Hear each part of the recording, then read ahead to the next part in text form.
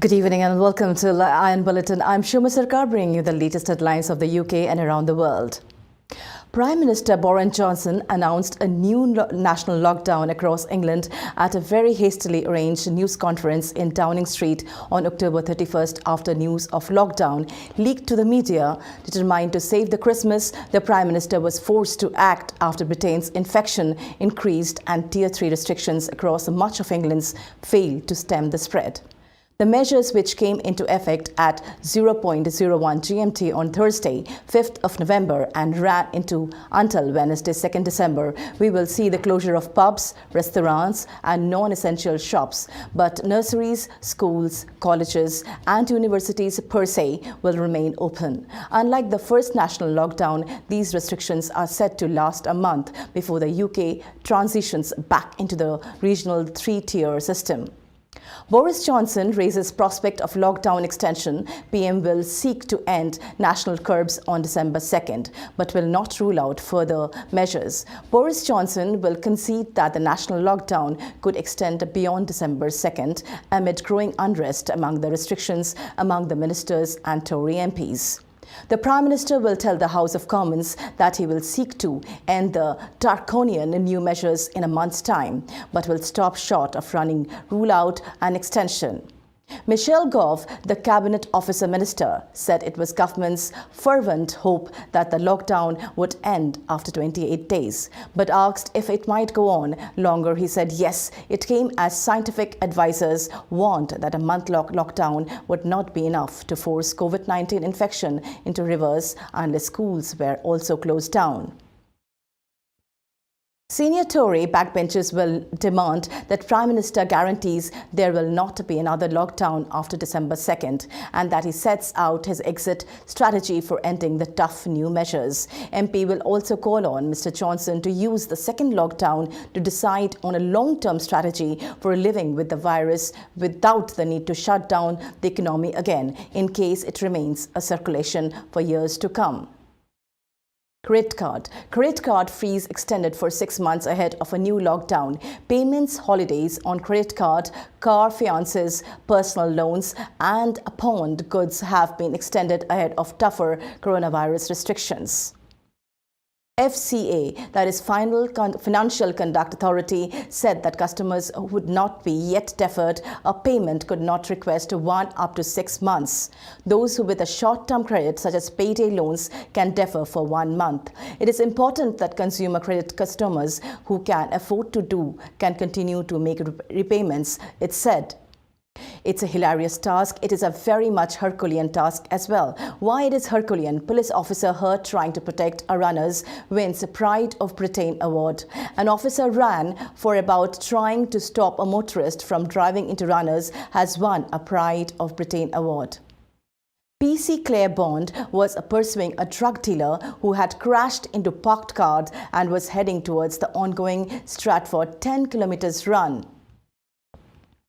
The drivers reversed, crushing her against a fence after flipping her into the air and dragging her along the ground, breaking her leg and the kneecap. The PC Bond dedicated her award to her husband and all the police officer. She and colleague PC Dave Mullins were called to report of a car that had crashed into the garage on 3rd of September 2018. She underwent a 5-hour operation to save her legs and has gone on to raise the money for a police charity by completing 10 kilometers race, 9 in a wheelchair, but managing to walk the final kilometer with a stick. PC Bond said she still hoped to return to policing. Phil Jonas, the chairman of Staffordshire Police Federation, said the force was exceptionally proud of PC Bond and described her as an inspiration. Veteran foreign correspondent Robert Fisk has died of a suspected stroke at the age of 74. He has been admitted to the St. Vincent Hospital in Dublin after falling ill at his home on Friday and died shortly. Afterwards, the Irish Times reported Fisk won numerous awards for reporting on Middle East starting from the 1970s. Paul Harvey. Paul Harvey, composer with dementia, inspired £1 million donation. The story of a former music teacher with dementia who composed a piece based on just 4 notes has inspired £1 million charity donation from Scotland's first ever billionaire. Sir Tom Hunter said BBC Breakfast when he saw a video of Paul Harvey 80 performing the piece, he immediately wanted to stump up the money. Mr. Harvey's son Nick had posted the clip online to show how musical ability can survive memory loss. He lit up the screen and Sir Tom, the donation will split between the Alzheimer's Society and Music for Dementia News, and that is the per se a £1 million. News from Bangladesh.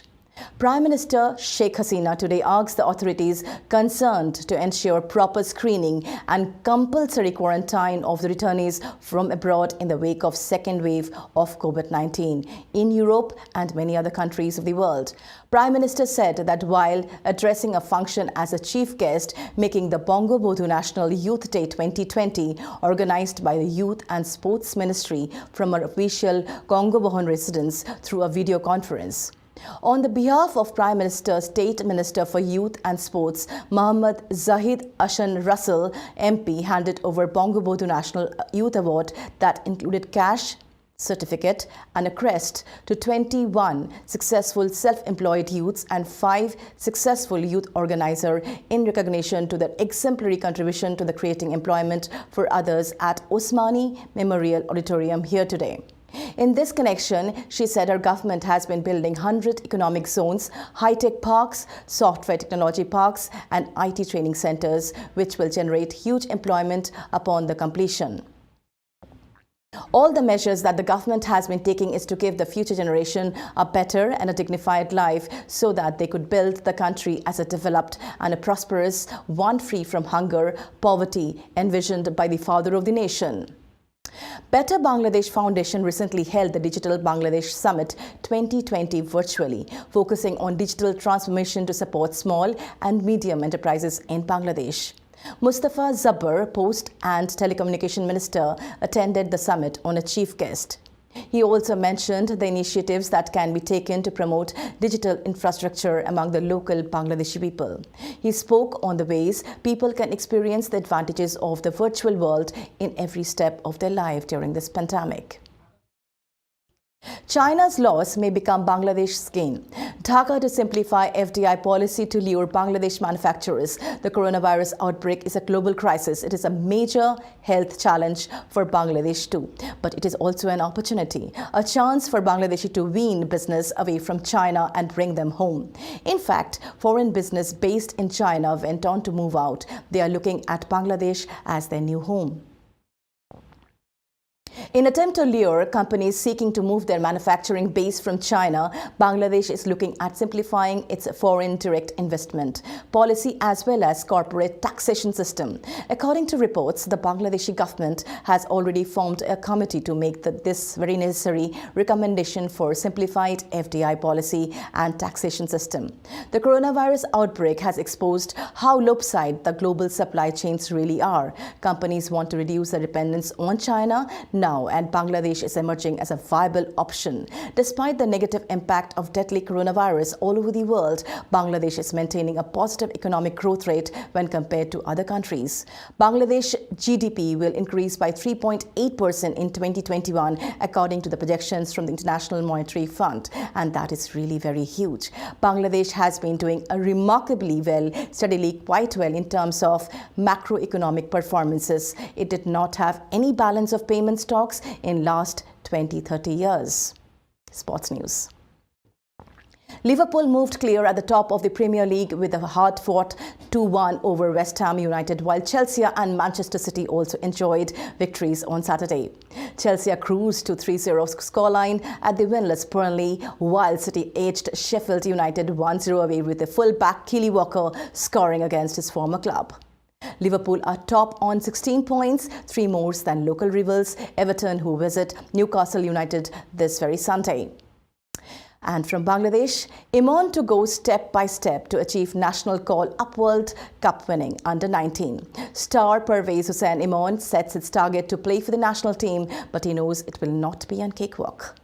iON so want to step by step to fulfill his dreams of playing for a national team. iON's feel privileged to work with Toby Rafford at home is battling skill in HP, which is believed to be a learning ground for the cricketers. He is doing some work with our batting. He is trying to teach to play in front. I love the way he's working with us, with our batting. He however said that World Cup winning incident is a past. Now he wants to move forward by not resting on his past laurels. This is now past. That was great achievement for us, but I'm trying to move forward, he said to a Daily Today. Mohi retains BFF Vice President post. Mohiuddin Ahmed Mohi has been re-elected as a Vice President of Bangladesh Football Federation after beating two-time BP Thabit M. Awal by 4 votes. During a re-election on Saturday, Mohi secured 67 votes, while his nearest rival and independent candidates Tabi M. Awal got 63 votes. Earlier, Mohi and Thabit were tied for the 4th spot with 65 votes, each during the initial BFF elections, which took over place on October 3, 2020. Viewers, this was the latest news flash event. Keep an eye on iON TV screen for new updates or breaking news. Have a fantastic day. With this, signing off, Shoma Sarkar.